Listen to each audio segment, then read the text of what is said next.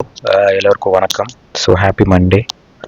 So இன்றைக்கி எதை பற்றி பேசலாம் அப்படின்னு இருக்கேன் அப்படின்னா, ஏஐ பூம். இது பூம் சொல்கிறதா இல்லை ஃப்யூச்சர் இதை பொறுத்தா இருக்கும்னு சொல்கிறதான்னு தெரியல. ஏன்னா எங்கே பார்த்தா ஏஐன்னு ஒரே ஏஐ பபுளாகவே இருக்குது. எல்லா ஐடி கம்பெனியுமே ரொம்ப பயங்கரமாக க்ராஷாக இருக்குங்க. நீங்கள் பார்த்துருப்பீங்கன்னு நினைக்கிறேன். ஸோ இந்த கம்பெனி பாருங்களேன். ஸோ நான் மொத்தமாக ஐடி செக்டாரே எடுக்கிறேன். ஸோ நிஃப்டி ஐடி செக்டாரை பார்த்தீங்கன்னா கிட்டத்தட்ட 1 இயரில் அதோட ரிட்டர்ன் மட்டும் பாருங்கள். ஸோ 1 இயரில் -20 அண்ட் இன்னும் year to year till date வந்து -14. 3 இயரில் 7%, 5 இயர்ஸில் 25%. இதுதான் வந்து நமக்கு வந்து நிஃப்டி ஐடி கொடுத்துருக்க ரிட்டர்ன்ஸ். ஸோ அண்ட் இதில் வந்து பார்த்தீங்கன்னா இங்கே பாருங்கள். ஸோ இருக்கிற மொத்த இடிஎஃப்ல இருக்கிறதுல ஒரே ஒரு ஸ்டாக் மட்டும்தான் பாசிட்டிவ்ல இருக்குது. ரெசிஸ்டன்ஸ் சிஸ்டம் மட்டும்தான். ஸோ மற்ற எல்லாமே லூசர்ஸ். அதுலேயும் கோஃபோர்ஜ் பார்த்தீங்கன்னா -4% அடிச்சு விட்ருக்காங்க. கோஃபோர்ஜ்லாம் பாருங்கள் செம்மட்டி வாங்கியிருக்கு. அது மட்டும் இல்லை, டிசிஎஸ் வந்து இந்தியாஸ் நம்பர் 1 கம்பெனிலேருந்து இப்போ ரொம்ப கீழே போயிடுச்சு. ஐ மீன் அதை வந்து எஸ்பிஐ முந்திருச்சு, ஐசிஐசிஐ பேங்க் அதை பீட் பண்ணிருச்சு. ஸோ இப்படி அதோட நிலைமை ரொம்ப மோசமாக இருக்குங்க. ஒரே நிமிஷம், நம்ம நிஃப்டி ஐடி போயிடும். Okay,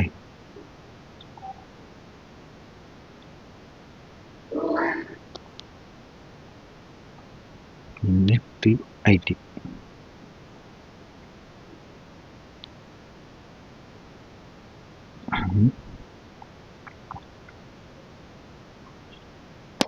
okay. ஸோ நம்ம டிசிஎஸ் பற்றி பேசலாம். டிசிஎஸ் பற்றி பேசுகிறதா நம்ம முதல்ல அந்த வீடியோ ஸ்டார்ட் பண்ணுறோம். ஸோ ஐடி பார்த்தீங்கன்னா எப்படி அடி வாங்கிருக்கு பார்த்தீங்களா. ஸோ இயர் டு டேட் வந்து லாஸ் 5 இயர்ஸில் நமக்கு 20%, 3 இயர்ஸில் 7% இருந்து. இதுதான் ஓவரால் ஐடி செக்டர் நமக்கு கொடுத்த ரிட்டர்ன். ஸோ டிசிஎஸ் கொடுத்த ரிட்டர்ன் பார்த்தீங்கன்னா 5 இயர்ஸ் டவுனுங்க. Nearly 5 years down. அன்பிலீவபிளுங்க. ஸோ டிசிஎஸ் ஸ்டாக்கில் இப்படி நடக்கும்ட்டு யாருமே எதிர்பார்த்துருக்க மாட்டாங்க. அவ்வளவு பயங்கரமாக அடி வாங்கியிருக்கு. ஸோ 52 வீக் லோவில் இருக்குது. டெய்லி லோ கட் பண்ணிக்கிட்டே இருக்குது. இது ஒரு ஆப்பர்ச்சுனிட்டியாக ட்ராப்பா அப்படிங்கிறத நீங்கள் டிஸ்கஸ் பண்ண போகிறோம். ஸ்டாக் மார்க்கெட்டில் 2 வகையான பீப்புள் இருக்காங்க. ஒருத்தர் வந்து ஆப்பர்ச்சுனிட்டி பேஸ் பண்ணி இன்வெஸ்ட் பண்ணுறாங்க, இன்னொன்று ஃபண்டமெண்டலை பேஸ் பண்ணி இன்வெஸ்ட் பண்ணுறவங்க. Technical and fundamental. ஸோ நீங்கள் டெக்னிக்கல் ஃபண்டமெண்டல் ஃபாலோ பண்ணுறீங்கன்னா நீங்கள் இந்த ஸ்டாக் விட்டு விலகி இருக்கிறது நல்லது. இல்லை நீங்கள் வந்து ஒரு மொமெண்டம் பேஸில் இன்வெஸ்ட் பண்ணுறீங்க, இல்லை ஒரு கான்ட்ரேரியன் பெட் எடுக்கிறீங்க அப்படின்னா maybe it is the correct stock for you. இல்லை இந்த செக்டாரே உங்களுக்கு கரெக்டாக இருக்கலாம். எனக்கு வந்து இண்டிவிஜுவல் ஸ்டாக் இருக்க பயமாக இருக்குன்னா இந்த செக்டாரே நீங்கள் எடுக்கலாங்க. இப்போ வந்து 2000-2695 600 to 700 ரேஞ்சில் வந்து டிசிஎஸ் சுற்றிக்கிட்டு இருக்கு. ஆக்சுவலாக அன்றைக்கி பார்த்தீங்கன்னா ஃப்ரைடே பாருங்கள். ஆக்சுவலாக ஃப்ரைடே லோ வந்து ரொம்ப கம்மிங்க. 585 தான் ஸ்டார்ட் ஆச்சு. 585 ஸ்டார்ட் ஆகி உங்களுக்கு பயங்கரமாக அப்படியே ஓரளவுக்கு ஏறிடுச்சு. பட் நீங்கள் வந்து இதை வந்து நீங்கள் இன்வெஸ்ட் பண்ணும்போது உங்களுக்கு ஒரு பிளான் வச்சு இன்வெஸ்ட் பண்ணுங்கள். சும்மா இன்வெஸ்ட் பண்ணுறோம் அப்படின்னா இன்வெஸ்ட் பண்ணிடுறாங்க. ஏன் சொல்கிறேன் அப்படின்னா, ஒரு நிமிஷம் இந்த கேண்டில் ஓப்பன் பண்ணால் உங்களுக்கு கொஞ்சம் கிளியராக தெரியும். நான் வந்து இதில் வந்து 1 டே போட்டுருவோம். ஸோ 1 டே போட்டு காட்டுறேன் பாருங்களேன். கிட்டத்தட்ட ஒரு நம்ம எவ்வளோ பார்க்கலாம். வீக்லியிலே போயிடுமா? சரி, வீக்லி போயிடலாம். ஓகே, நம்மகிட்ட இவ்வளோ டேட்டா இருக்குங்க. இப்போ இது அடி வாங்கியிருக்க லெவலில் பாருங்கள். சப்போர்ட்டில் தான் கரெக்டாக இருக்குது. ஸோ சப்போர்ட் வந்து 2800 ரேஞ்சில் நமக்கு வந்து சப்போர்ட் இருக்குது. இது கிட்டத்தட்ட அந்த ரேஞ்சில் தான் சுற்றிக்கிட்டு இருக்குங்க. சப்போர்ட் ரேஞ்சு தான் உங்களுக்கு சுற்றிட்டு இருக்கு. ஸோ இங்கே பாருங்கள், இதுதான் ஒரு சப்போர்ட் மாதிரி தெரியுது. இது அதை பிரேக் பண்ணிட்டு இப்போ நெக்ஸ்ட் லெவல் சப்போர்ட்டு தான் சுற்றிட்டு இருக்குங்க. ஸோ இந்த ஒரு கேப்பை ஃபில் பண்ணணும்னு நினைக்கிறேன். ஆல்மோஸ்ட் ஃபில் பண்ணிச்சுன்னு நினைக்கிறேன். இந்த கேப்பை ஃபில் பண்ணிவிட்டு நெக்ஸ்ட் லெவல் சப்போர்ட்னு பார்த்தீங்கன்னா உங்களுக்கு வந்து 2200 சம்திங் இருக்குங்க.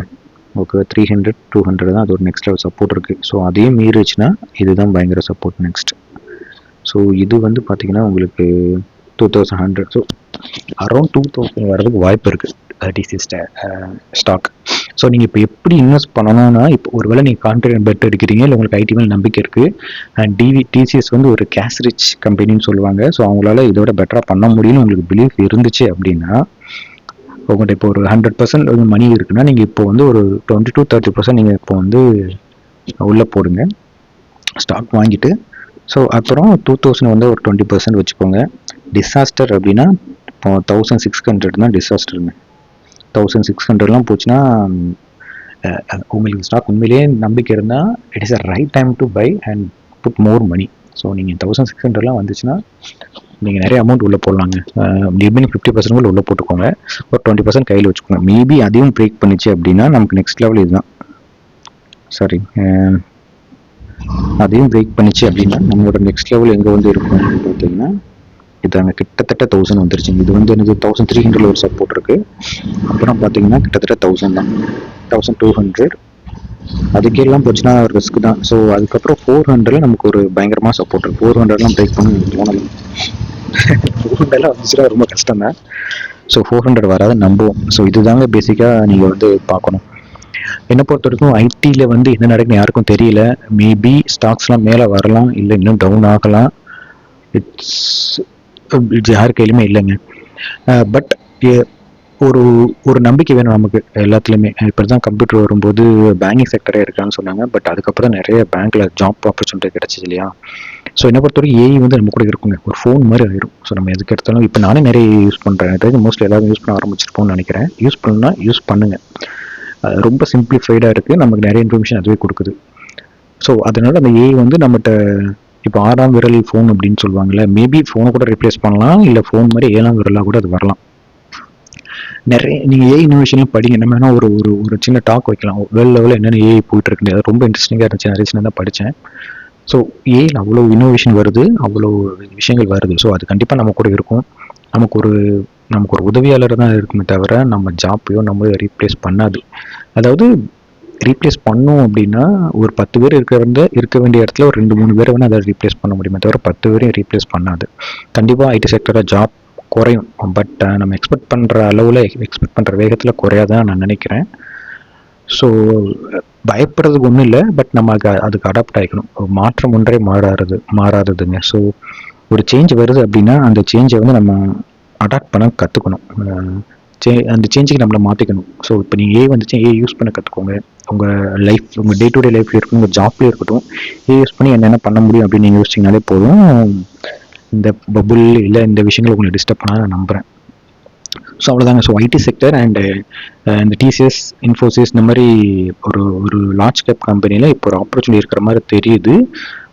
ஸோ நீங்கள் வந்து ஃபண்டமெண்டல் அண்ட் டெக்னிக்கல் ஃபாலோ பண்ணலை அப்படின்னா, ஸோ நீங்கள் ஒரு கான்ட்ராக்ட் பெட் எடுக்கிறீங்க, உங்கள்கிட்ட வந்து கேஷ் இருக்குது அண்ட் நீங்கள் இந்த கம்பெனி நல்ல கம்பெனி அப்படின்னு பார்த்தீங்கன்னா it's a better opportunity. And this is not for investment அட்வைஸுங்க. நான் வந்து செபி ரிஜிஸ்டரும் கிடையாது, ஃபினான்ஸ் செக்டரும் கிடையாது. ஸோ உங்களோட அட்வைஸரை கேட்டுட்டு நீங்கள் முடிவு பண்ணிக்கோங்க. இட்ஸ் ஃபார் பியூர்லி எஜுகேஷன் பர்பஸ்ங்க. So thank you so much. By.